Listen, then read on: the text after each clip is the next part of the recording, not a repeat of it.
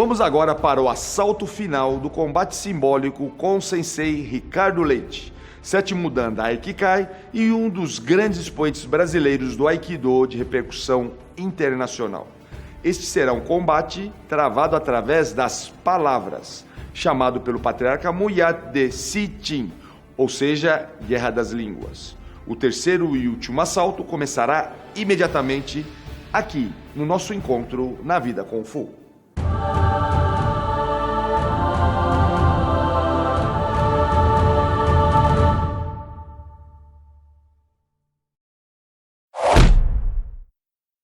Sensei, obrigado por estar aqui mais uma vez e vamos para o terceiro assalto, quando falaremos sobre a perspectiva sistêmica Bushinkan Aikido. Como foi que surgiu essa ideia de perspectiva sistêmica? A perspectiva sistêmica Bushinkan Aikido surgiu basicamente com a minha experiência com o Otayama Sensei. Quando ele me ensinou a apreciar a espada, eu tive mais de 200 peças na mão, autênticas, originais, com o meu olhar dirigido pelo olhar especializado dele. Eu não tenho capacidade de apreciar a espada tanto quanto, logicamente, um mestre que me orientava, e eu vi riquezas e aprendi e observei como ele apreciava e entendi que tem que ter uma estrutura de apreciação da arte. E a perspectiva sistêmica é uma oferta que eu construí dentro do que já existe no Aikido. Não há uma criação, uma invenção, uma inovação, é uma estruturação de relação para que se aprecie melhor a arte e se localize dentro da arte. Uma rica interpretação sobre o sistema, eu sempre ouvi o Sifu falar do patriarca Moyat. E eu gostaria que o Sifu colocasse essa colocação para poder entender sobre como ele colocava essa questão de sistema no Kung Fu. Quando ele falava sobre Kung Fu sem sistema não é Kung Exato. Fu, e Kung Fu que depende do sistema não é bom Kung Fu. Ou seja, nós temos que sair daquela ideia do método apenas, né? Ou seja, aquela ideia que surgiu na China e foi imensamente popularizada no Japão, que é a ideia do Sao-Poulei, no Japão, Shuhari. E reparei que, inclusive, na perspectiva sistêmica Bushinkan Aikido, você faz uso desse processo tradicional, inclusive atuando com dois signos muito importantes, né? Que é os signos formais e os imateriais, né? Como é que você poderia explicar então essa ideia do signo formal e material relacionado ao Shuhari, ou seja, aquela ideia do Sao-Poulei, né? Por quê? Porque o lei é quando você se separa do processo do sistema, né? Onde o Sao ou o Shu é quando você preserva, aceita. Aliás, o patriarca Moyat falava de Sao como obedecer, para depois no Po ou no Ha, em japonês, você romper, quebrar. Quer dizer, antes de você criar alguma coisa, é importante você aceitar obedecer, ou seja, respeitar a tradição, para depois você criticá-la, né? Então eu vejo que tudo isso está muito presente, né, na perspectiva sistêmica da Bushinkan Aikido. Por isso que eu tenho grande admiração por esse processo que você está desenvolvendo. Então, por favor, me coloque um pouquinho sobre essa ideia dos signos, né, e dessa relação com o Shuhari. Isso trata da relação terra, homem e céu, que é um clássico. O próprio I Ching, como o Sifu já mencionou em seus trabalhos, alguns gravados. O imaterial, o signo imaterial que eu usei, são os princípios regentes do Aikido, que vai ter que estar necessariamente ali, que é o Aiki, Koki, o Musubi, que traduzir agora, não teremos tempo. Os princípios materiais, os signos materiais, é aquilo da forma de praticar. Então, aquilo que vai ter necessariamente que acontecer. Sincronizar a movimentação, um atacar, outro defender, que é o Keitori, que isso vai se transitar de um lado para o outro, o Motei Ura, que conforme evoluir, vai não só de frente para trás, como de oculto e manifesto, dependendo do nível que você for trabalhar. E aí que está a questão do Shuhari, que é uma questão importante que eu vejo dentro do sistema que o Sifu expressa, a questão de você passar de nível, o nível preservar, obedecer Shu, ou Sao em chinês. Ele tem aquela questão de sempre preservar. Agora você pode copiar técnicas sofisticadíssimas, variações sofisticadíssimas, e está sempre no mesmo nível. Quer dizer, não importa que arma, que movimento você está lá.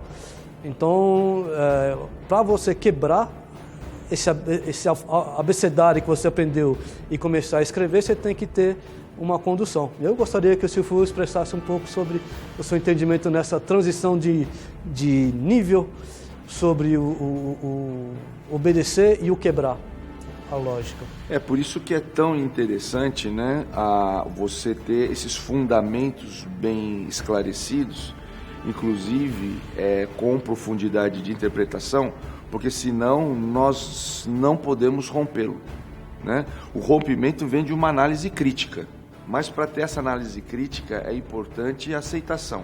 E o problema que nós vemos das gerações presentes, da nossa, por exemplo, é que muitas vezes, principalmente nós que somos estrangeiros à nossa arte, né, nós brasileiros, você com a arte japonesa e eu com a arte chinesa, nós temos essa dificuldade de compreensão. Então esse recuo que você disse cultural, ele é muito importante. Por quê? Para que nós possamos apreciar a cultura do Aikido ou a cultura do Wing Chun dentro do seio da sua própria cultura.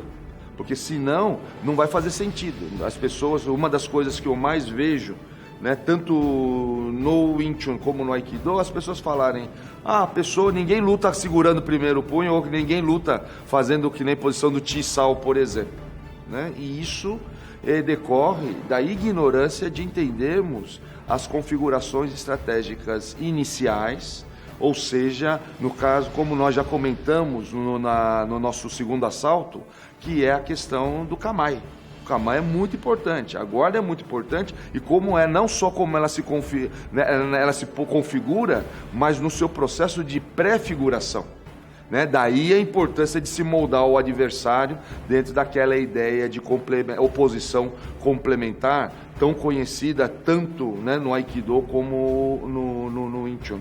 Então, nesse processo é importantíssimo, né, ter essa compreensão na fase Sao ou na fase Shu, né? Lembrando só, é muito importante explicar para quem está nos ouvindo e vendo que quando falo em chinês eu estou falando sempre no dialeto cantonês, né?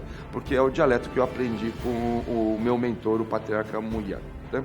Então, o Shu é essa ideia de aceitação e entendimento, é uma aceitação para o entendimento, para o estudo profundo, para esse aprofundamento, que é por isso que eu admiro tanto o seu trabalho, porque você está aprofundando para quê? Para que depois possa se fazer essa crítica, né? E não precisa esperar tanto, né? A sua experiência no Aikido já ultrapassa os 40 anos, então isso tudo é algo de muito significado já. Por quê? Porque os praticantes ocidentais já têm experiência suficiente para poder fazer alguma crítica, mas para isso precisa entender melhor, né, as respectivas artes, né? No seu caso o Aikido, no meu caso o Wing Chun. Como o Sifu está falando, não trata de macete. Macete é um termo bastante usado aqui no Brasil. Não é colecionismo de técnica. Eu conheço uma técnica diferente, eu conheço um kata diferente. Não é colecionismo, quer dizer, é aprofundamento, estudo. E para isso você precisa ter um apoio sistêmico e um apoio, quanto melhor possível, de mestre, que o conduza e apoie no seu estudo para evoluir de um nível para o outro.